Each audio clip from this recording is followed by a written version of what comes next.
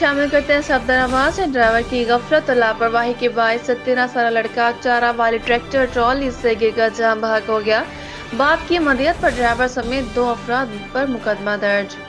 सफदराबाद के इलाका नवापिंड घंबुहा के रहायशी अकबर गुराया के 13 साल बेटे अहमद को गांव के नईम और तौसीफ वगैरह जबरदस्ती अपने साथ चारा काटने के लिए ट्रैक्टर ट्राली पर ले गए। वापसी पर चारे से लोड ट्राली पर अहमद को बिठाकर गांव वापस आ रहे थे कि ट्रैक्टर से ड्राइवर मोहम्मद नईम की गफलत, लापरवाही और तेज रफ्तार से ट्राली पर मौजूद अहमद नीचे गिर पड़ा और शदीद जख्मी हो गया, जिस पर जख्मी अहमद को फौरी तहसील हेडक्वार्टर अस्पताल सफदराबाद पहुंचाया गया, जहां वो जख्मों की ताब न लाते हुए जान की बाजी हार गया।